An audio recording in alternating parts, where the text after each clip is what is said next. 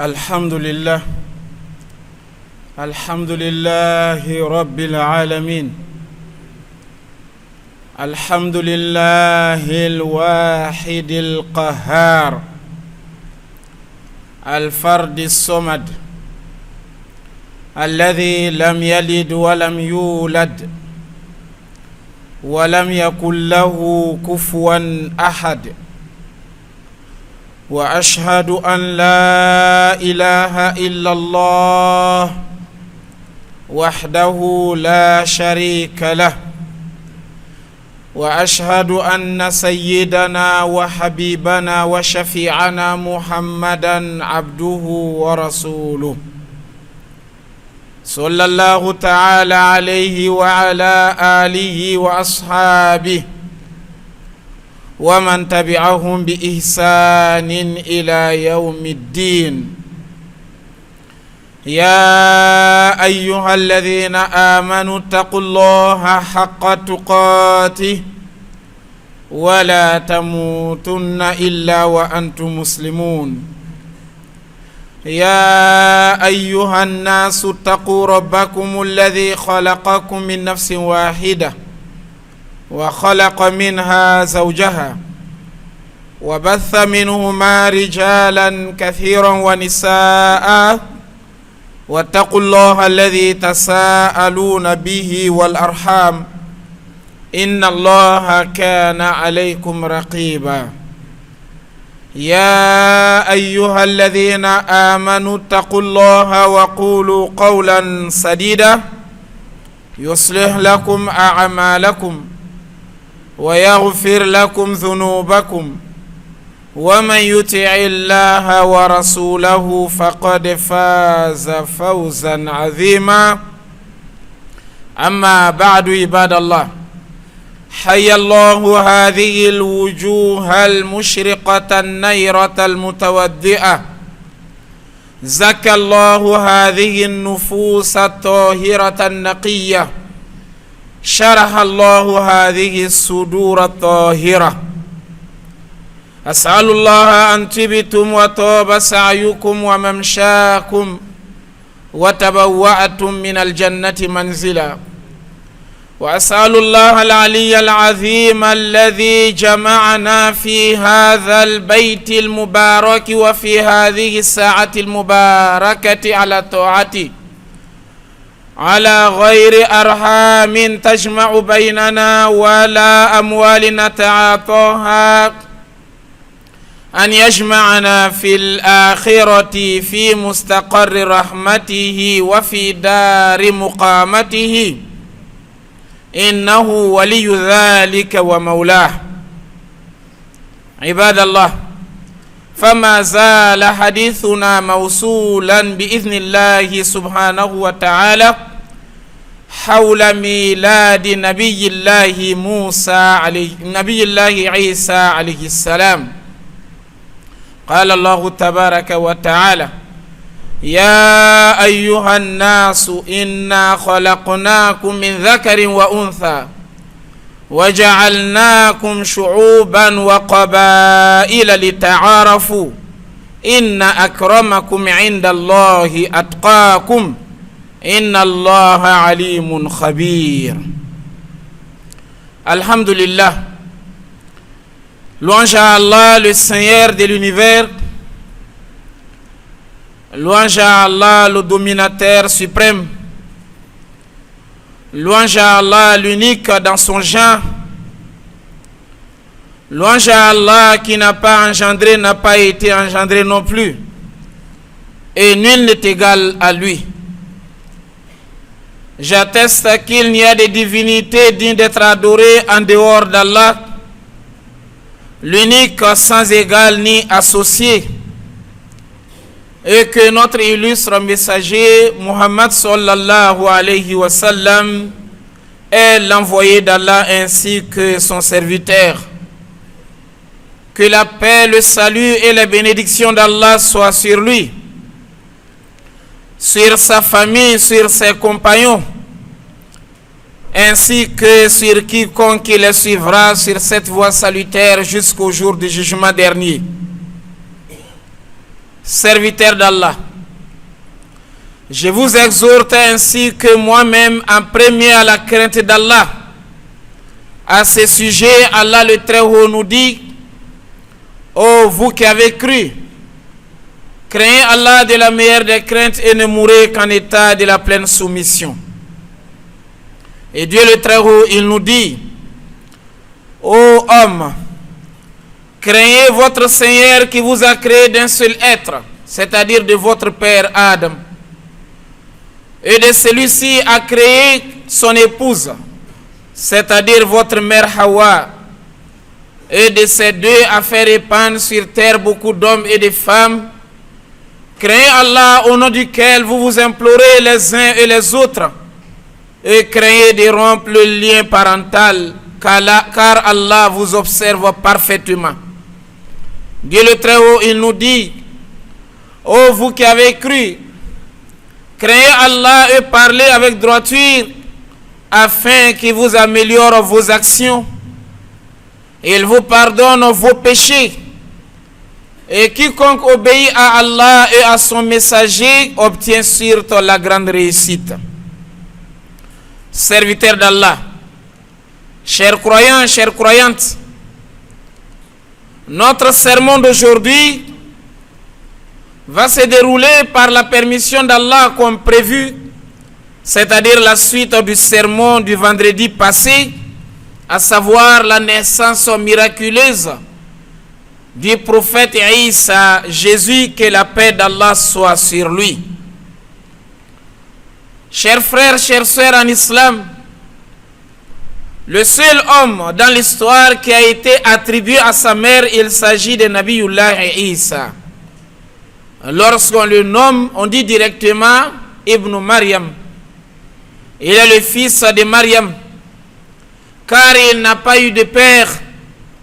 C'est la troisième forme de création qu'Allah a décidé de faire à l'endroit des êtres humains. Il est sorti d'une mère, mais sans père. Une mère qui a passé son enfance dans la mosquée d'Allah, Masjid al-Aqsa, dont la responsabilité de sa garde était donnée également à un prophète.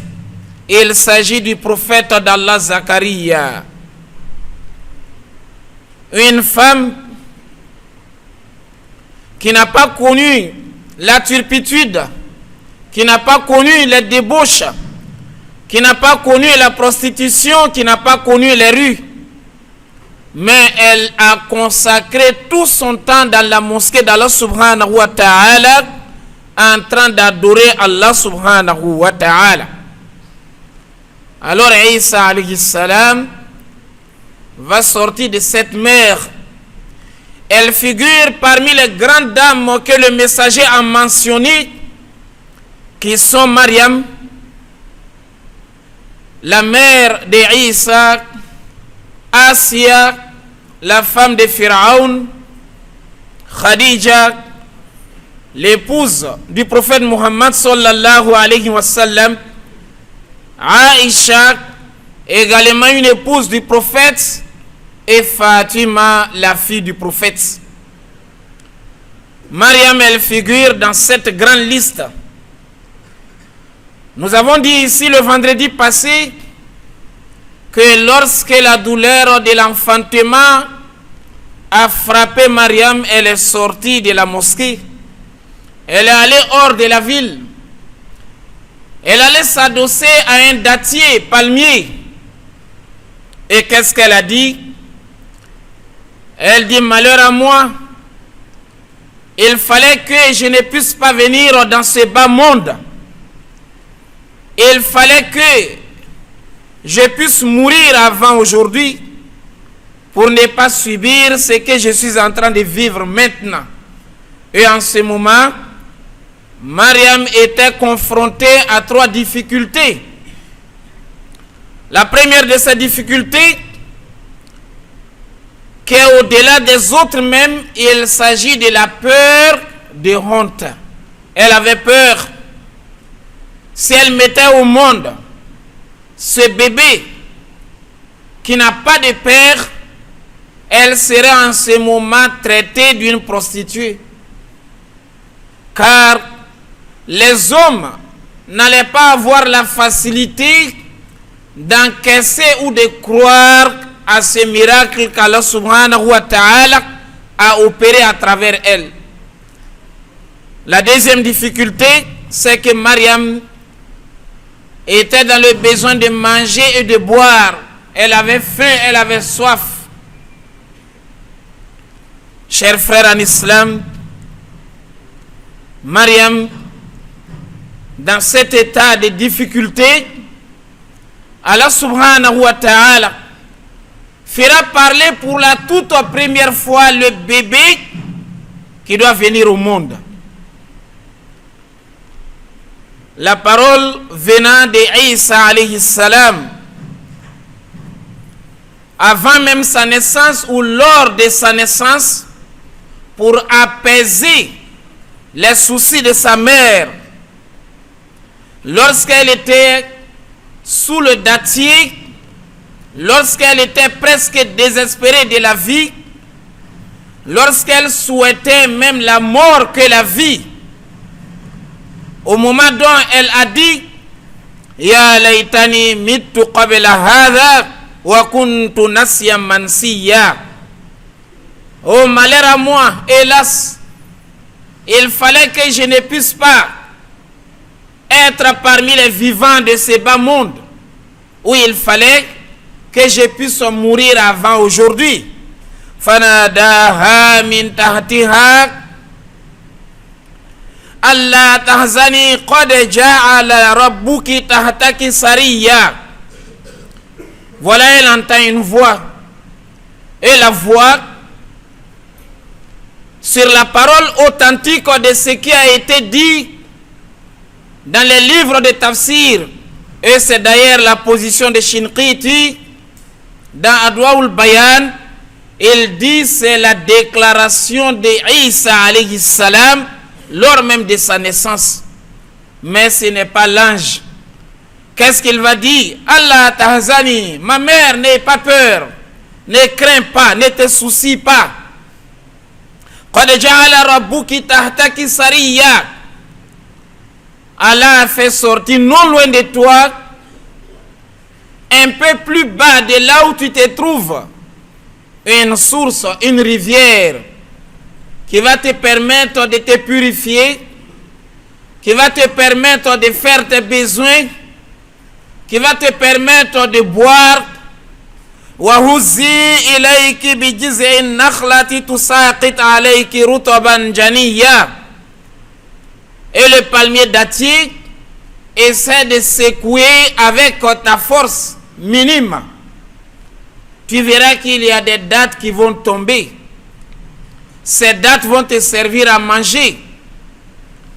Alors Mariam, elle a été aussitôt apaisée lorsqu'elle a entendu cette première déclaration de Isa. Elle s'est mise à secouer le palmier dattier. Voici que des dattes sont tombées.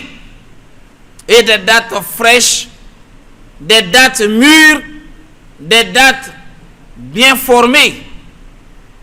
Qu'est-ce que? Encore on va dire à Mariam, Fakuli wa shrabi wa qarri aina, mange et bois. En se basant sur ce verset, les savants nous disent, lorsqu'une femme vient de mettre au monde, si vous arrivez à trouver des dattes, faites-la manger les dattes. Les dattes sont des fruits bénis par Allah subhanahu wa ta'ala, qui fortifie la femme après son accouchement. Faites-la manger avant de la faire boire. Allah a dit quoi? Fakuli washrabi, mange et bois. Wa qarri aina, et réjouisse tes yeux. La solution du manger est trouvée. La solution de boire est trouvée. La douleur également est partie. Mais il y a encore l'inquiétude.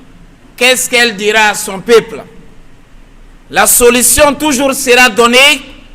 فَإِمَّا تَرَيِنَّ مِنَ الْبَشَرِ أَحَدًا فَقُولِي إِنِّي نَذَرْتُ لِلرَّحْمَنِ صَوْمًا فَلَنْ أُكَلِّمَ الْيَوْمَ إِنْسِيًّا.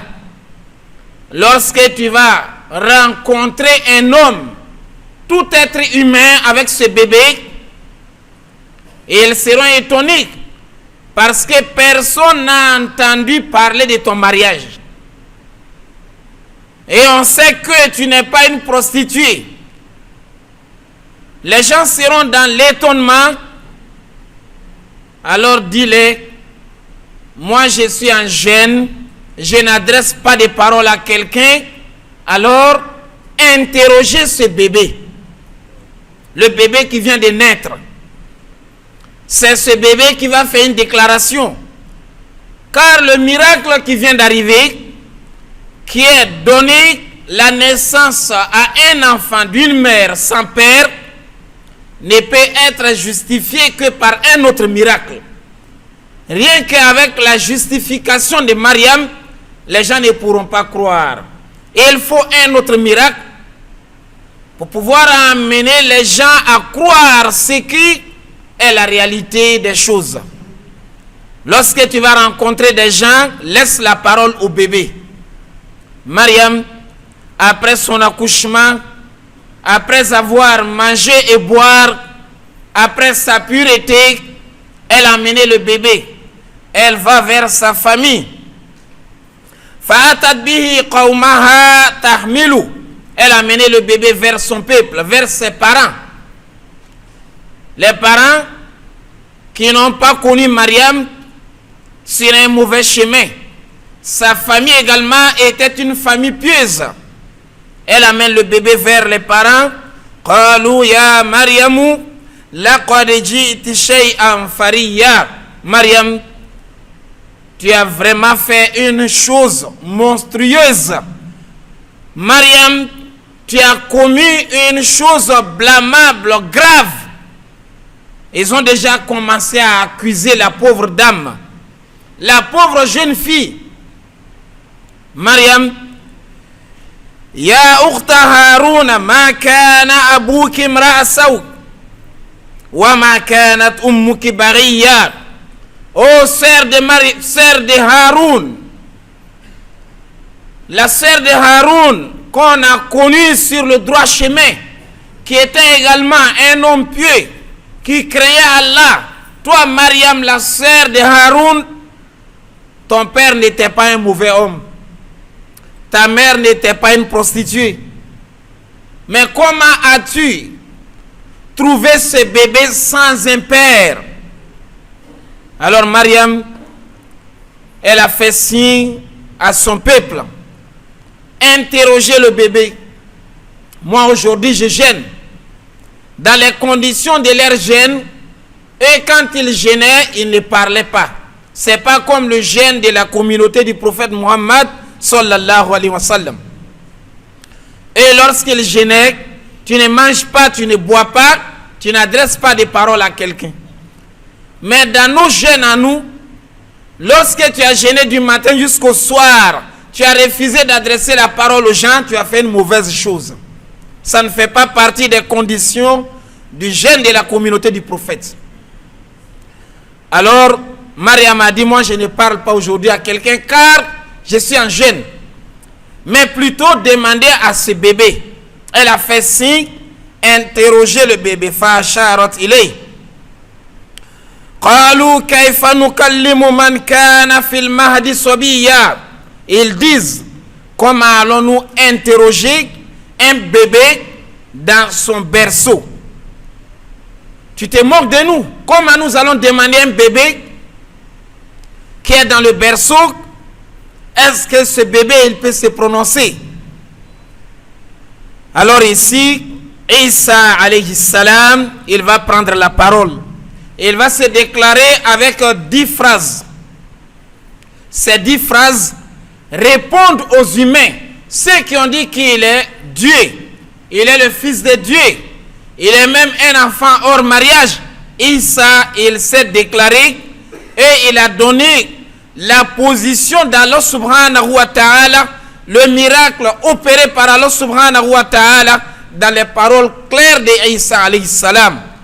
Comme on a l'habitude de le dire, on peut faire mieux ce qu'on sait mieux. C'est Allah qui a appris la parole à Isa. Dans son berceau, il a raisonné comme un vieux papa, que nous allons voir incha'Allah ta'ala dans la deuxième partie de notre khutbah. Aqulu qawli hadha wa astaghfirullah al-azim al-jalil li wa lakum wa likaffatil muslimina min kulli dhanb fastaghfiruhu innahu wal ghafurur rahim.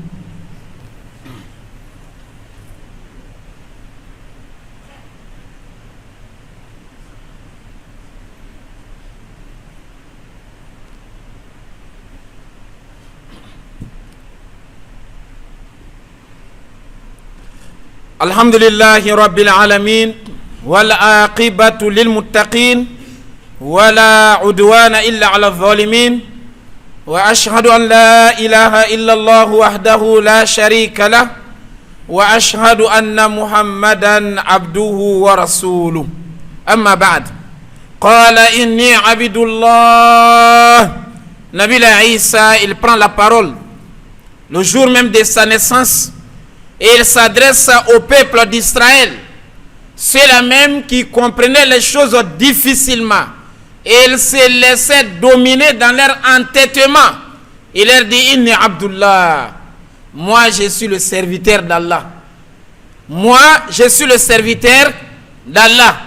Isa alayhi salam, il est le meilleur de ceux qui ont parlé dans le berceau. Mais il n'est pas le premier ni le dernier. Isa alayhi salam, il n'est pas le seul, plutôt il n'est pas le seul dans l'histoire qui a parlé dans le berceau. Donc cette parole dans le berceau ne peut pas faire de Isa un Dieu. Et sa naissance miraculeuse également, pour dire qu'il n'a pas de père, ne peut pas faire de lui un Dieu, car il y a eu quelqu'un dans l'histoire qui n'avait pas ni père ni mère.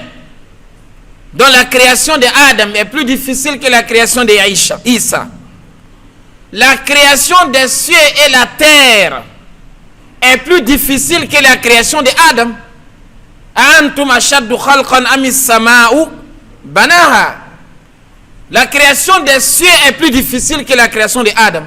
Mais la création d'Adam également est plus difficile que la création d'Isa. Donc s'il est né d'une mère sans père, ça ne veut pas dire qu'il est Dieu ni le fils de Dieu. S'il a parlé dans le berceau, il y a eu d'autres bébés qui ont parlé dans le berceau. Mais il est quand même le meilleur de tous ceux qui ont parlé dans le berceau. Il dit Ana Abdullah, la première phrase. Moi je suis le serviteur d'Allah. Je ne suis pas Dieu. Je ne suis pas le fils de Dieu. Mais je suis un être humain serviteur d'Allah. Atani al-kitabat. Allah m'a donné le livre. Allah m'a donné le livre. Il a utilisé le verbe dans sa forme du passé. Il m'a donné. Alors que ce n'est pas encore donné. Isa alayhi salam, il est devenu prophète à l'âge de 30 ans. Mais le jour de la naissance, il a dit, on m'a donné le livre pour montrer que Allah a déjà décidé. C'est comme c'est fait. Il n'y a pas de doute. Dieu me donnera un livre. Et Allah subhanahu wa ta'ala va lui donner le livre. Waja'alani nabiyya, et il fera de moi également un prophète. Oui, il a fait de moi un prophète. Donc nous avons déjà 3 phrases de la parole d'Isa alayhi salam. Je suis le serviteur d'Allah et il m'a donné le livre et il a fait de moi un prophète. Waja'alani mubarakan aynama kuntu. Il a fait de moi un béni partout où je suis. Où que je sois, Allah a fait de moi un béni. Voilà pourquoi, de la naissance d'Isa jusqu'à son âge de 33 ans, où il va monter dans le ciel, il n'a fait que du bien aux gens.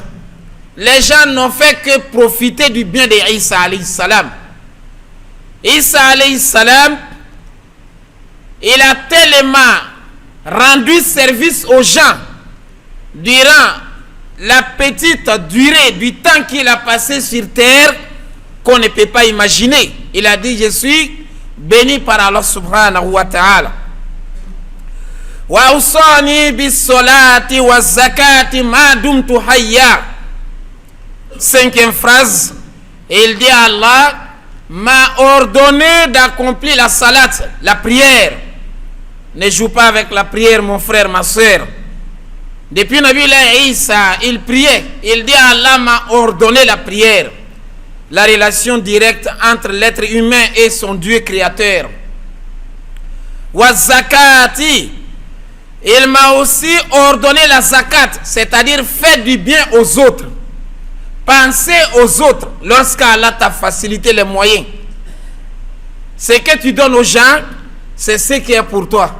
Voilà pourquoi le messager d'Allah, un jour on avait partagé, un jour il avait égorgé dans sa maison un mouton, et le soir il revient, il a trouvé qu'Aïcha a tout partagé, laissé une cuisse dans la maison. Il a demandé à Aïcha, mais la viande du mouton, elle est passée où? Aïcha a dit, nous avons tout partagé, on a gardé une seule cuisse. Le messager d'Allah a dit, non, plutôt nous avons tout gardé pour nous, sauf cette cuisse qui est restée. Donc ce qui est donné, c'est ce qui est gardé pour nous. Donc Isa a dit quoi? Allah m'a ordonné la prière, une relation avec lui. Allah m'a ordonné la zakat, je dois faire du bien aux autres. Tant que je suis en vie, ma dumtu hayya wa barran bi walidati, et Allah, il m'a ordonné d'être obéissant envers ma mère. Il n'avait pas de père, donc Allah lui demande de respecter sa mère, de marquer de la bonté envers sa mère. Isa n'avait pas de frère, il n'avait pas de sœur. C'était l'enfant unique, dont la maman, elle ne voit qu'un seul enfant. Tout le monde doit être obéissant envers sa mère, mais surtout Nabi Isa, car il était le seul. Donc il dit, Allah m'a ordonné d'être obéissant envers ma mère. Walam yaj'alni jabbaran shaqiyya. Et Allah n'a pas fait de moi un arrogant, un malheureux. Isa alayhi salam n'était pas orgueilleux, mais il était soumis. Il s'est rabaissé. Il a dit, Allah n'a pas fait de moi un arrogant ni un malheureux. Wassalamu alayya. Septième, il a dit, Wassalamu alayya yawma wulidtu. La paix d'Allah soit sur moi le jour où j'ai naquis. Le jour de ma naissance, que la paix d'Allah soit sur moi. Celui qui est né ne peut pas être un Dieu. Donc Isa, il déclare encore à la fin, Wassalamu alayya yawma wulidtu. Que la paix d'Allah soit sur moi le jour de ma naissance. Ça veut dire qu'il est né. Et un Dieu ne peut pas être accouché par une femme. Wa yawma amutu. Et le jour de ma mort, que la paix d'Allah soit sur moi. Wa yawma ub'athu hayya. Et le jour où je serai ressuscité vivant devant Allah. Donc Isa alayhi salam, il a répondu à ceux-là qui disent que Isa est Dieu ou le fils de Dieu. Ibn Abbas, il nous dit que le jour les enfants d'Israël ont poursuivi Isa pour l'arrêter, pour le tuer, Allah subhanahu wa ta'ala lui a fait monter dans le ciel. Ils se sont divisés en trois parties. Il y a un groupe qui dit Dieu était descendu, il a fini de faire ce qu'il devait faire sur terre, mais il est monté, il est remonté. Il y a un autre groupe qui dit non, Dieu avait envoyé son fils sur terre et après il a fait monter le fils vers lui. Il y a un troisième groupe qui dit non, c'était le serviteur de Dieu, c'était un prophète de Dieu, mais il n'était pas Dieu lui-même.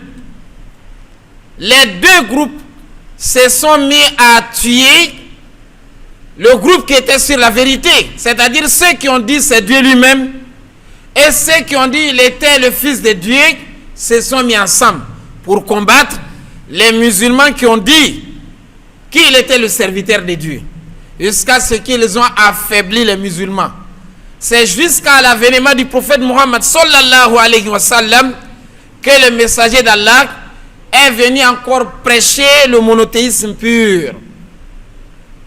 Le messager d'Allah est venu prêcher l'unicité d'Allah, que les musulmans ont compris qu'il n'était pas Dieu, il n'était pas le fils de Dieu, mais il était plutôt le serviteur de Dieu, un prophète envoyé par Allah subhanahu wa ta'ala. Chers frères en islam, Isa alayhi salam, il a passé 30 ans, il est devenu prophète. 3 ans de prophétie, il a été monté par Allah subhanahu wa ta'ala, et il va demeurer au ciel jusqu'à l'approche de la fin du monde, où Allah subhanahu wa ta'ala va le faire descendre à nouveau. Il va venir mourir comme tout être humain, et ça fait partie des plus grands signes de la fin du monde. On demande à Allah subhanahu wa ta'ala d'accepter nos adorations, de pardonner nos péchés, qu'Allah subhanahu wa ta'ala nous compte parmi ceux qui ont été affranchis du feu de l'enfer à jamais. Nous informons qu'il y a l'association de la solidarité, ceux qui vont nettoyer le cimetière. Ils vont partir, Inch'Allah, le dimanche. Le lieu de rencontre, c'est la mosquée Tawhid de Tchétché. Pour aller au cimetière, aller nettoyer le cimetière, Inch'Allah ta'ala, à 7h30. Que ceux qui ont du temps pour participer ou ceux qui peuvent les aider avec le matériel, qu'ils soient le bienvenu, Inch'Allah ta'ala. Allahumma a'izz al-islam wal-muslimin wa adhill al-shirk wal-mushrikin wa dammir a'da'aka a'da' ad-din. اللهم صل وسلم وبارك على محمد وعلى آل محمد كما صليت وسلمت وباركت على إبراهيم وعلى آل إبراهيم في العالمين إنك حميد مجيد سبحان ربك رب العزة عما يصفون والسلام على المرسلين والحمد لله رب العالمين.